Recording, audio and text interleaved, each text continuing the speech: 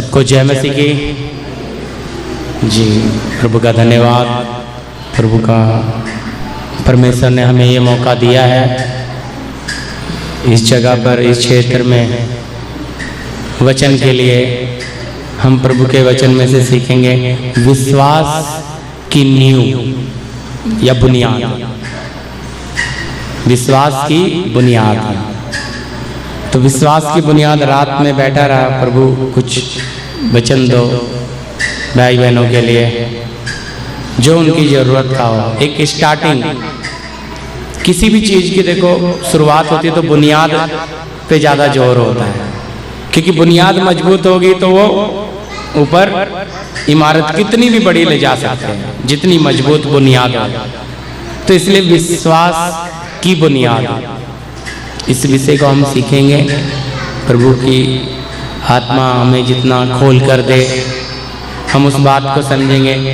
हमने विश्वास किया है किसके ऊपर, वो कौन है उसको जानना है। हमने यीशु मसीह पर विश्वास किया, उसके वचन पर विश्वास किया।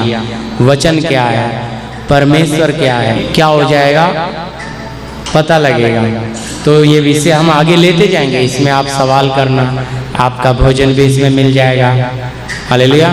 ये एकदम बेसिक बोलने से एकदम जैसे किसी नए लोगों को हम सब समाचार देते हैं, उसको कैसे परमेश्वर के बारे में मालूम पड़ना। हालेलुया। रोमियो की पत्री उसका 10 अध्याय 17 वचन।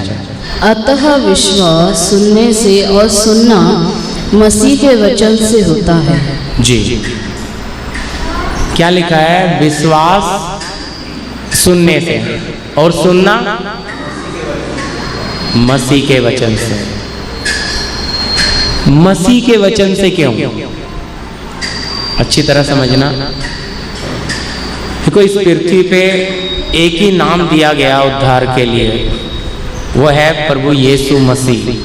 यीशु बोलने से पापों से छुड़ाने वाला या पापों से बचाने वाला है, या फिर हम मसीह बोलने से परमेश्वर की ओर से उस काम के लिए अभिषेक होकर आया।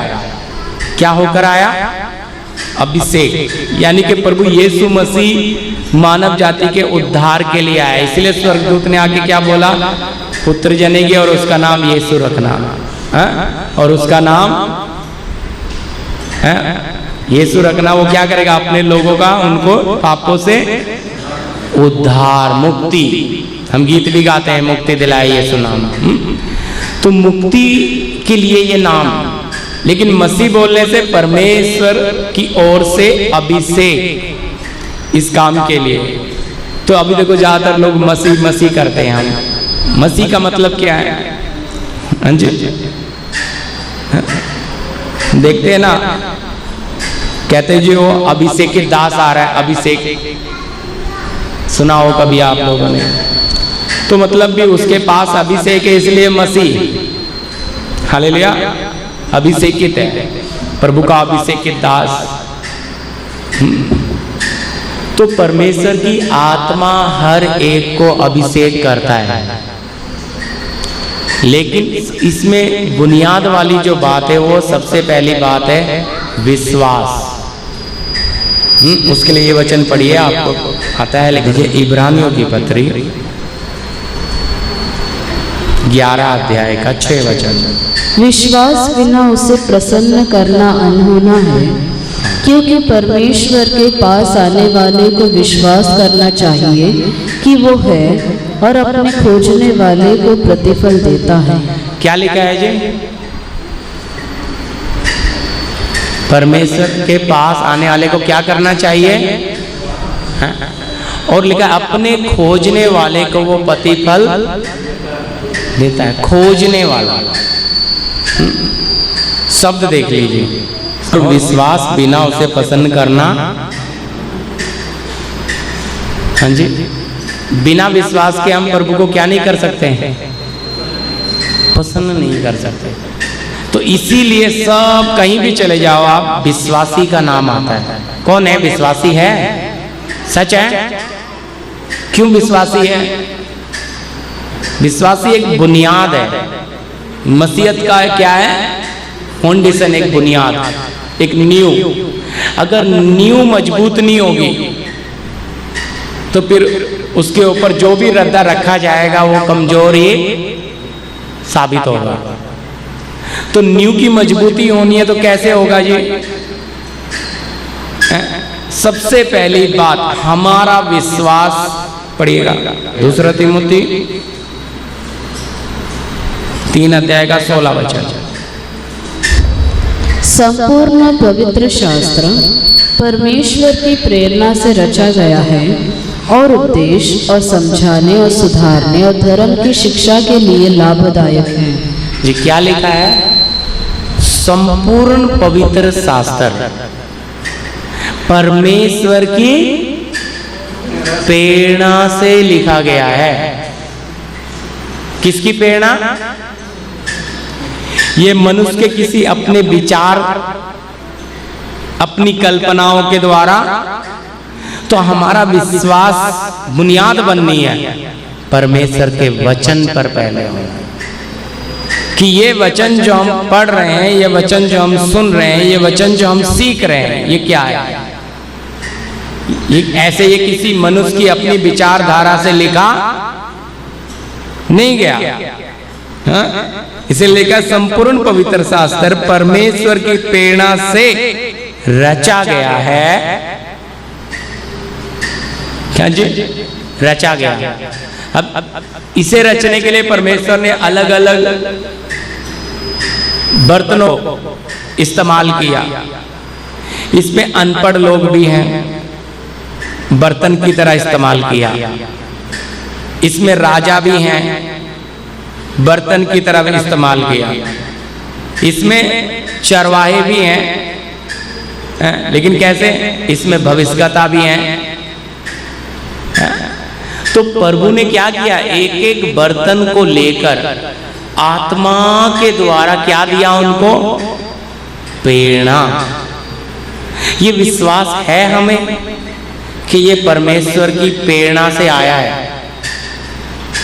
बहुत लोग इस बात में कमजोर हैं, क्योंकि वचन को हमें जैसा आदर देना है हम देते नहीं है।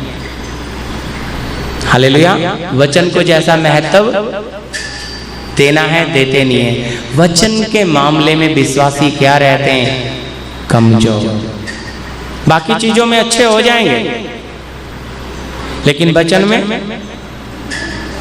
में क्या होगा? सुन लिया, कोई जरूरी नहीं है उसे मानना है, चलेंगे अपनी मर्जी में। क्यों हल्का लगता है वचन? क्यों वो शब्द जो है, ये वचन जो है, ये परमेश्वर का है, तो हम उसको कैसा अहमियत दे रहे हैं? जैसे भाई वो तो पास्टर जी ने प्रचार कर दिया, वो भाई साहब ने प्रचार कर दिया, लेकिन क्या ये सच है? यहाँ क्या बोल रहा है वचन? संपूर्ण पवित्र शास्त्र परमेश्वर की प्रेरणा से रचा गया। लगभग 1600 सालों में लिखा गया। पुराने नियम में हम देखते हैं कितनी बुकें हैं? 39 और नए में 27। अलग अलग समय में परमेश्वर ने अपने लोगों को हाथ में लेकर अपनी आत्मा उन पर उड़ेल कर भविष्य की बातें भी इसमें लिखकर हमें दे दी। अगर ये परमेश्वर का वचन है तो ये कैसा होना चाहिए? ये किसी मनुष्य की अपनी विचारधारा पे नहीं है। उसके लिए पढ़िएगा 2 पत्रस 1 अध्याय का 20 और 21।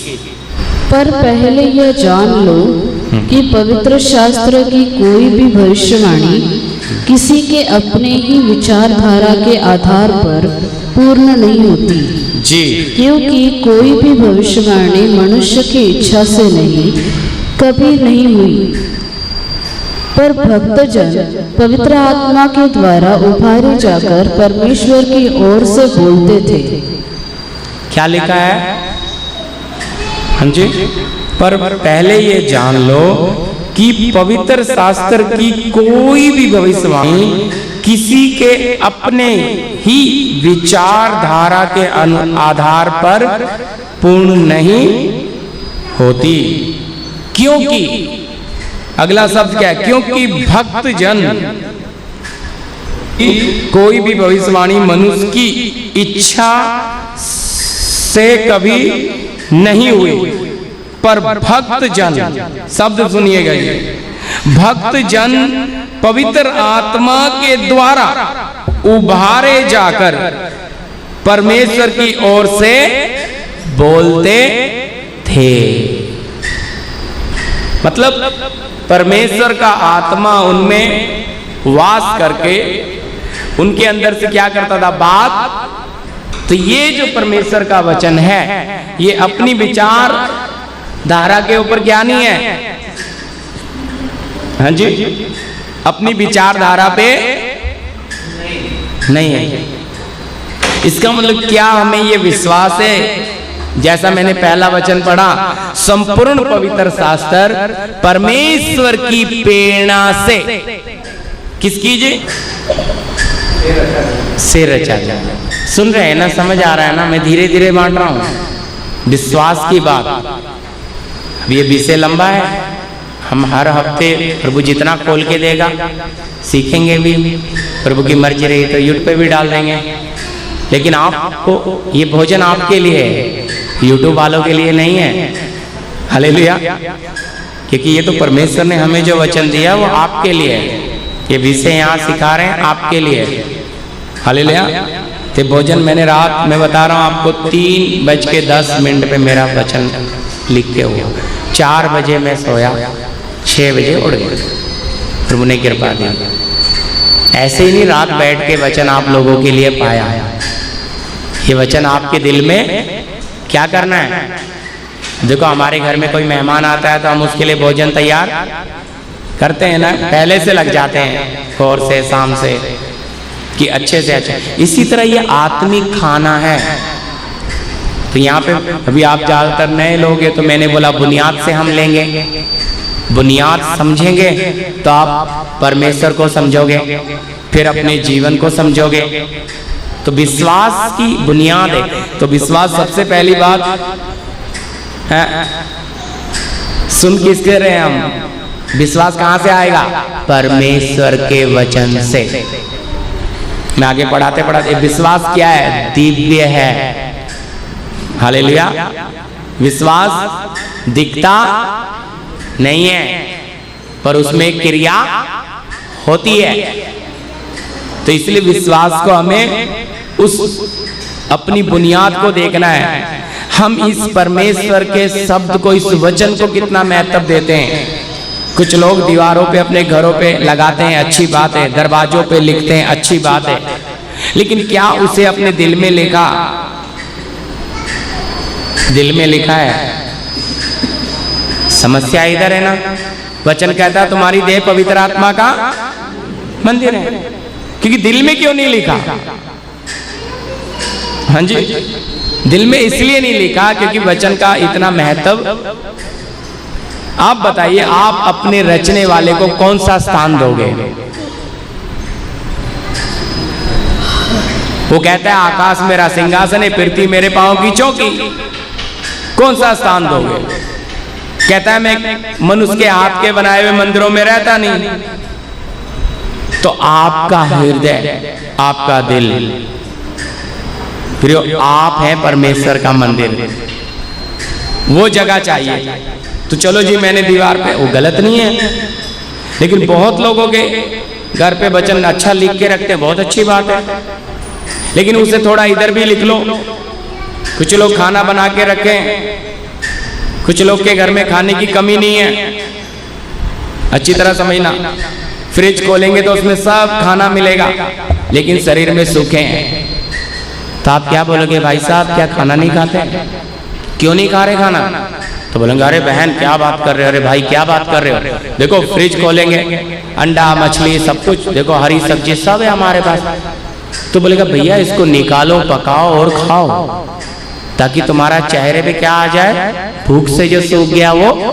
इसी तरह लोगों ने वचन कहाँ लगा रखे हैं, डायरियों में लिख के कोई मतलब नहीं, दीवारों पे लगा के कोई मतलब नहीं, दरवाजे पे लिख कर कोई मतलब नहीं। देखो मैं आपको ये पहला ताजा ही लिखा हूं और अब हर हफ्ते लिखता ही आगे जाऊंगा, क्योंकि प्रभु हमें देता चला जाएगा आपका भोजन। तो आपके दिल में जो लिखा होगा ना अंदर, ये दूसरे के लिए क्या बनेगा, भोजन, ये दूसरे के लिए उन्नति।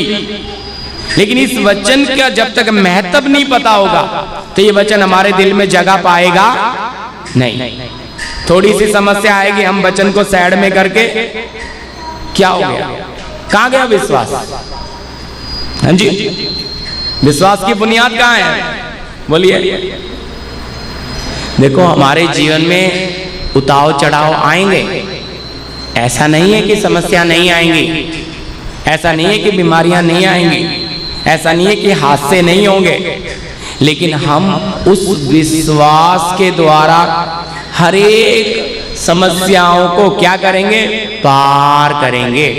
हम भजन गाते हैं, फजल फजल यूं हम क्या करेंगे, हर पहाड़ों को पार करेंगे।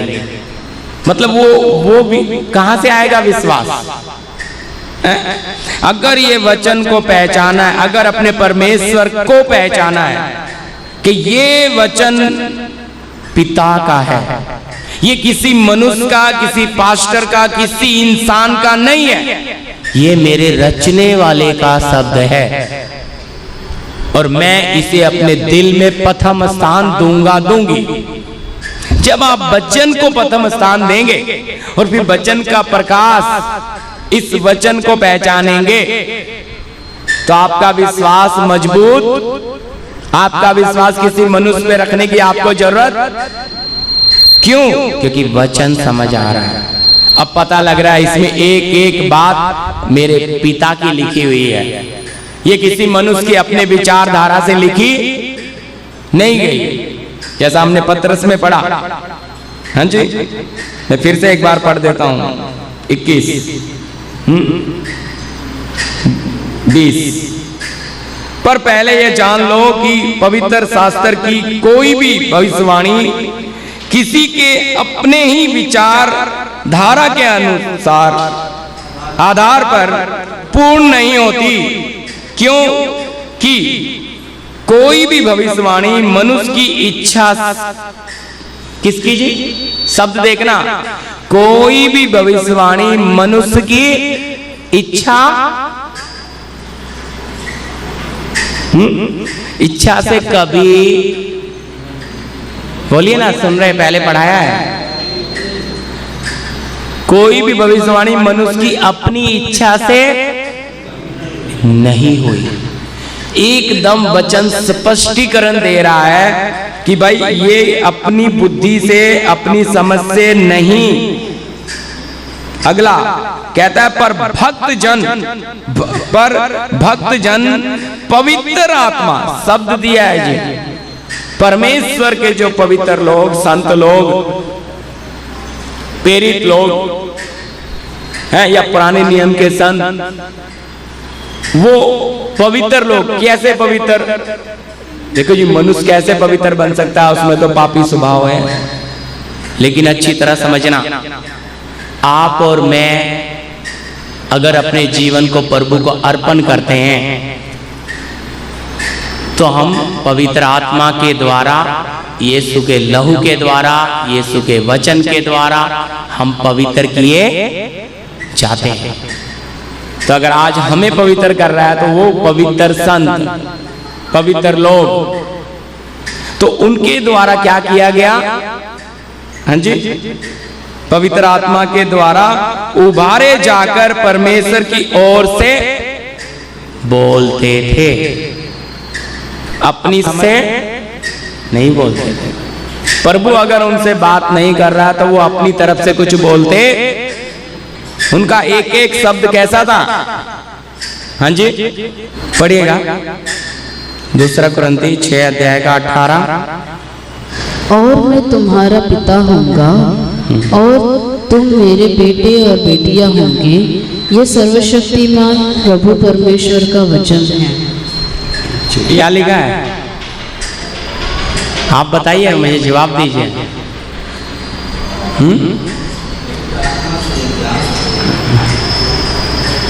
हमने 18 पढ़ा, हम बेटे बेटियां हो गए, लेकिन आगे की लाइन बताओ क्या बोल रहा है। ये सर्वशक्तिमान प्रभु परमेश्वर का, हाँ ये मैं आपसे सुनना चाहता था। ऐसा ही लिखा है ना, मैं अपनी तरफ से तो नहीं बोल रहा। किसका वचन है? शब्द क्या दिया है? सर्वशक्तिमान प्रभु परमेश्वर का वचन है। भाई ये अपनी समझ अपनी बुद्धि से लिखा। तो अगर इस वचन पर मेरा विश्वास होगा, अब देखिए कई बार कुछ नए ऐसे लोगों की गवाही सुनने मिलती है, घबराहट आ गई, ये पंखा बंद कर देता है, किसी को घबराहट हो रही है, डर लग रहा है दुष्ट आत्मा का, तो बाइबल लेके अपने सर के नीचे रख के सो जाते हैं, कुछ अपने सीने पे रख के सो जाते हैं, कुछ अपने पास रख के। ऐसी गवाहियां ऐसा सुना है, पर अच्छी तरह समझना ऐसा क्यों, ऐसा क्यों। हालेलुया।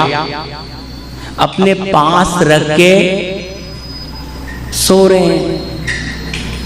भाई ये बिल्कुल वही बात है कि आपको भोजन दिया गया और आपने उस भोजन को ढक के रख दिया, तो आपके शरीर में ताकत आएगी क्योंकि आपको वो भोजन खाना है। वो भोजन आप खाएंगे, आपके शरीर में जाएगा, तो वो क्या मिलेगा उसमें से? उसको बोलते बहुत कमजोर विश्वासी। उसने इस वचन को समझा नहीं चाहिए। हालेलुया। किसको नहीं? इस वचन को। देखो जी, इसको सर पे रख के, इसको सर के नीचे सो के, बाजू में रख के कोई मतलब। प्रभु तो कहां जगह मांग रहा है? वचन कहां जगह मांग रहा है? आपके हृदय में, दिल में। कहता है तुम्हारी देह पवित्र आत्मा का, तो वचन तो यहां आना है। अब वचन यहां आएगा तो यहां फिर गंदगी रहेगी, यहां फिर अपनी इच्छाएं, लालसाएं, अभिलाषाएं रहेंगी। हम वचन को इधर जगह नहीं दे पाते। इधर जगह देने में हम क्या हैं?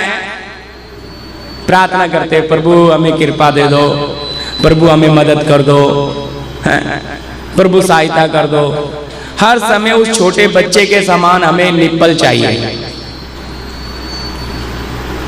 मतलब खुद से लेने का खा पी नहीं सकते। समझ नहीं आई। वचन में लिखा है पत्रस में कि आत्मिक दूध की लालसा में रहो। कैसे रहना है? आत्मिक दूध। वचन को भी दूध बोला गया है। क्या है? आत्मिक दूध। भाई ये आत्मिक दूध पिएंगे तो बल मिलेगा आत्मा में, शरीर में। समस्या में आपकी आत्मा दृढ़ खड़ी रहेगी। बुनियाद कहां है? कौन? सृष्टिकर्ता, मेरा रचने वाला, सर्वशक्तिमान, वो मेरे साथ है। इसलिए कितनी भी समस्याएं, हालात बिगड़ जाएं, मैं हिलूंगा या हिलूंगी नहीं। लेकिन होता क्या है? वचन को दिल में जगह नहीं मिली, वचन बाहर ही घूम रहा है। क्यों नहीं जगह मिली? देखिए आपके घर पे कोई श्रेष्ठ व्यक्ति आ गया, श्रेष्ठ समझते हैं ना, कोई बड़ा व्यक्ति आ गया, तो आप सबसे पहले उसको घर की सबसे श्रेष्ठ जगह पर बिठाने का एक आदर दिखाते हो। सच है? क्यों? वो उसके लिए क्या है? तो ये जो आपका बनाने वाला है, इसको कौन सी जगह देनी चाहिए आपने? सबसे श्रेष्ठ। वो सबसे श्रेष्ठ जगह मैंने किसे दे दी? वो तो मेरे बेटे को दे दी, वो तो मेरे बच्चों को दे दी, वो तो मेरी पत्नी को दे दी, वो तो पैसे को दे दी, वो तो संसार को दे दी श्रेष्ठ जगह। वो उसमें प्रभु को कैसे बिठाएं? अगर प्रभु को वहां बिठाना है, इस जीवित वचन को वहां बिठाना है, तो उसको जगह को खाली करना पड़ेगा। नहीं तो क्या हो जाएगा? देखो कल मैं गया विजिट करने, हालेलुया, कल गए, एक प्यार है, देखो मैं मुन्ना भाई जी के घर पे, वो काम की जगह पे हम गए, तो मैं नहीं बोला, मैं तो टेबल पे भी बैठने को तैयार हूँ भाई, नीचे भी, लेकिन उन्होंने जबरदस्ती अपनी मेन जगह मुझे खाली करा के, नहीं आप इधर बैठो। मैं एक उदाहरण क्यों दे रहा हूँ भाई? वो आदर इस मिट्टी को नहीं है, इस बर्तन को नहीं है, इसके अंदर बैठा जो वचन है उसको वो आदर है। मिट्टी को आदर नहीं देना है, वचन को। वचन कौन है? परमेश्वर है जी। कोई व्यक्ति, कोई बहन, कोई भाई हमारे पास आ रहा है तो उसके दिल में वचन है कि नहीं? बोलिए, वचन है तो कौन आ रहा है? परमेश्वर खुद आ रहा है। तो होता क्या है, परमेश्वर से नजर हट जाती है और बहन और भाई पे नजर लग जाती। अपना ही तो दोस्त है, आ जाओ ना सुनील भाई, बैठो, अच्छा है, अपना ही दोस्त है। वो गरिमा हम देते ही नहीं।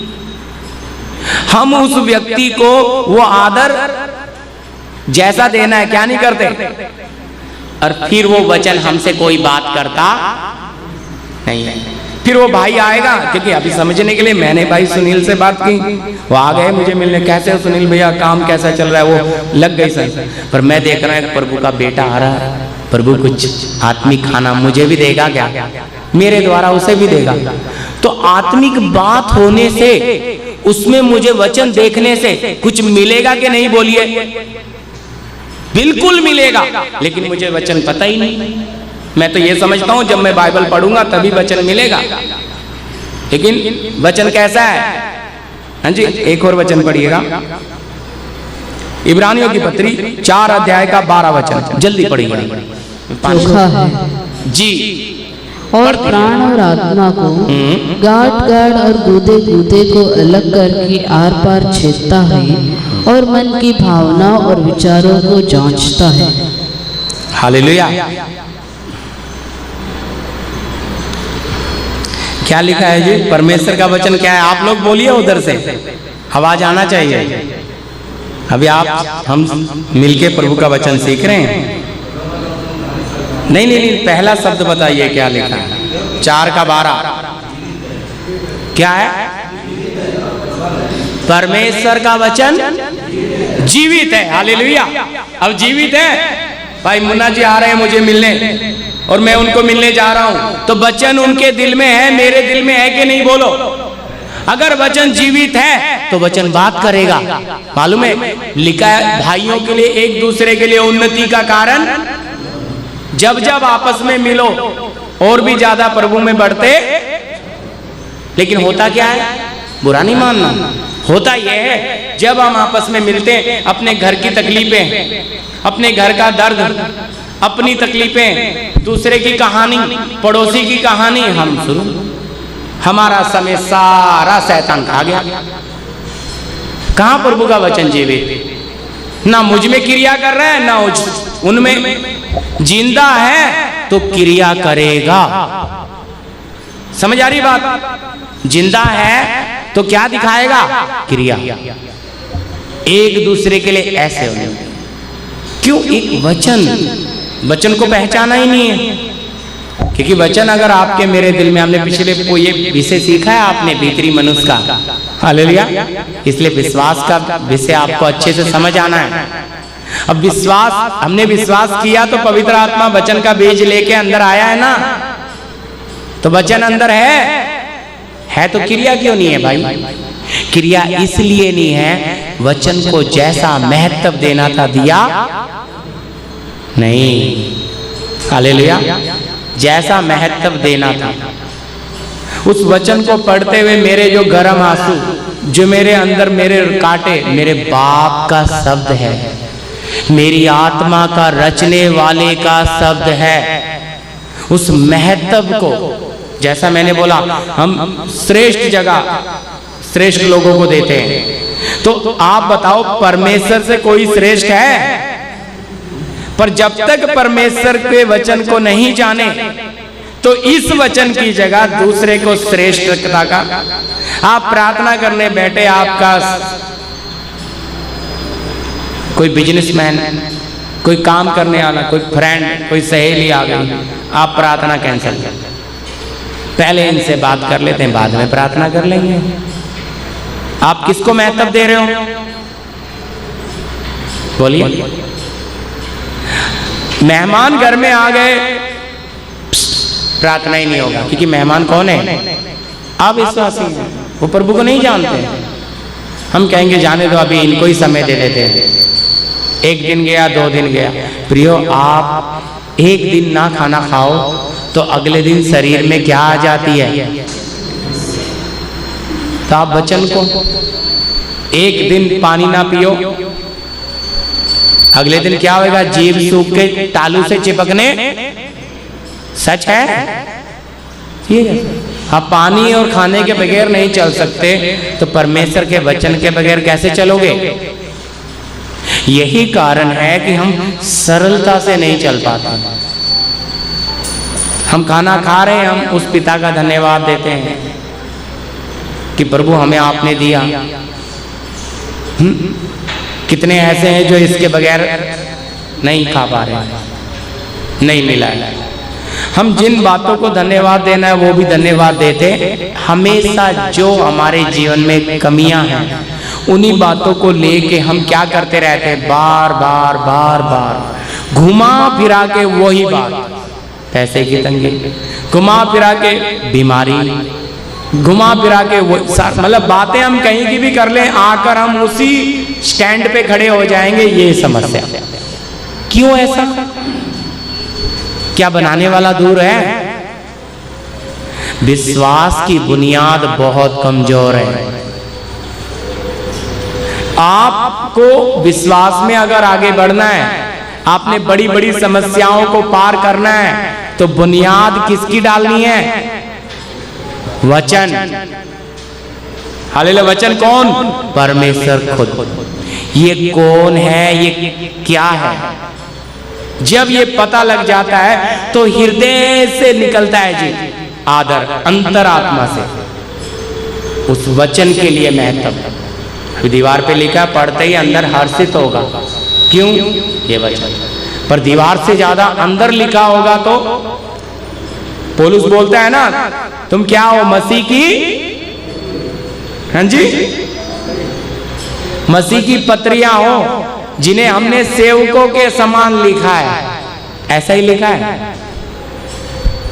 ये कैसे? माफ कीजिए, आवाज चेंज उधर है। जी जी जी, हालेलुया। तो ये कैसे होगा जी? अगर हम मसीह की पत्री है तो हमें देखने वाला किसे पड़ेगा? बोलिए, किसे पड़ेगा? हमें देख रहा है व्यक्ति। वचन पढ़ना चाहिए कि नहीं? कैसे मिलेगा? आपके नेचर में। शुभ समाचार बोलना और जीने में फर्क है जी। आप जीना शुरू करोगे, बोलना नहीं पड़ेगा, इतना प्रभाव डालेगा, क्योंकि आप उस बात को जी रहे हो। लेकिन जीने में तकलीफ है। हालेलुया। जीने में क्यों नहीं तकलीफ है? विश्वास हो, वचन पे उतना विश्वास। प्रभु करेगा। क्या करेगा? प्रभु करेगा। विश्वास है पूरा, लेकिन फिर भी अविश्वास बाहर आएगा। अविश्वास कैसे बाहर आता है? प्रभु करेगा, फिर भी 10 दरवाजे जाऊंगा। क्यों भाई? अच्छी बात नहीं है। आप कह रहे हो आपका विश्वास है, लेकिन आप जहां से मदद मिल सकती है वहां आप जाकर दरवाजा खटखटा रहे हो। अरे जब सबसे बड़ा दरवाजा आपके पास है, बैठ के आप क्या उसके चरणों में बैठ के उसे पहचान लोगे ना, तो गर्म आंसू। और वो जो कर सकता है ना, दुनिया में कोई नहीं कर सकता। मैं आपको सच कह रहा हूं, अनुभव से ये बातें मैं आपको बता रहा हूं। वो जो कर सकता है कोई कर नहीं सकता। अगर वो फिर उसके लिए क्या चाहिए, फिर समय चाहिए, वो मेरे से होता नहीं। इसलिए किसी पास्टर से ज्यादा प्यार करेंगे, उसे थोड़ा दान भी दे देंगे, वो भी हमसे प्यार करेगा। क्यों? आशा रखेंगे ये पास्टर हमारे लिए जागता रहेगा, ये पास्टर हमारे लिए प्रार्थना करता रहेगा। लेकिन प्रियो, किसी पास्टर के विश्वास से आप स्वर्ग जा, सच कह रहा हूं, आप किसी दूसरे के विश्वास से प्रभु के राज्य में जा, तो फिर क्या विश्वास है? अगर उस सेवक का बाप है तो आपका भी तो बाप है। फर्क क्या है? वो थोड़ा आत्मा में बड़ा है, मैं आत्मा में छोटा हूं, छोटी हूं। तो भाई छोटे का तो पहले सुना जाता है, सच है। छोटे का पहले सुनते हैं हम, बड़े बच्चे को है तो छोटा, क्योंकि वो भाई जब तक मिलेगा नहीं वो रोता ही, सच है। तो वही है ना, छोटों को तो ज्यादा प्यार करता है, पर छोटा क्या बोलता है? बड़ा बड़ा मेरे लिए लाएगा। तू बाप से डायरेक्ट क्यों नहीं जा रहा? क्योंकि गलती करी है, अभी गलती करी है तो जाके बता सकता है,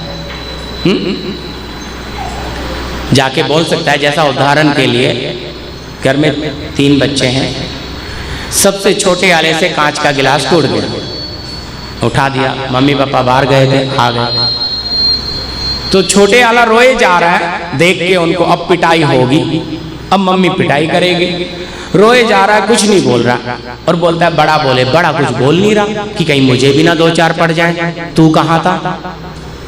बड़ा बोल ही नहीं रहा, और छोटा रोए जा रहा है, रोए जा रहा है, और बड़ा बता नहीं रहा। तो अब आप बताओ, तो बाप का जब सर हिल जाएगा, वो छोटे को दो देगा जोर से, अरे बता तो क्यों रो रहा है? सच है, बता तो। फिर बोलेगा पप्पा गिलास, अरे यार जाने देना बेटा, 4 और ले आएंगे, पर ऐसा क्यों रो रहा है तू? समझ आ रही है बात?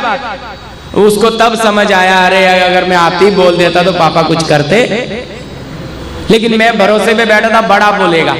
मेरी बात समझना, ये छोटा बड़ा हम सोचते हैं, लेकिन पिता नहीं सोचता। प्रभु को पता है हम मिट्टी से बने, हमें बहुत सी कमियां हैं, पर हम उस कमी के साथ अपने पिता के सामने हाजिर हो जाएं। उस कमी के साथ हम एक पश्चातापी, एक टूटे मन के साथ आ जाएं कि पिता, हाँ मुझसे ये गलती हुई है, और मुझे इस गलती का क्या है? पश्चाताप है। मैं मानती हूं, मैं मानता हूं, तो क्यों नहीं वही बाप आपको गले लगाएगा उठा के, आपको उत्तर देगा। हमने क्या पढ़ा? वचन क्या है? वापिस अब आगे पढ़ना, वचन जीवित है। इब्रानी पढ़ रहे थे 4:12, आगे पढ़िए अभी। परमेश्वर का वचन जीवित और प्रबल, और प्रबल, अच्छी तरह समझना। अभी क्या भी है? ये बहुत ताकतवर है जी। प्रबल सही है ना मीनिंग? क्या है प्रबल? बोलने से प्रबल होता है ना कोई व्यक्ति किसी के ऊपर, ताकतवर, शक्तिशाली, सही है?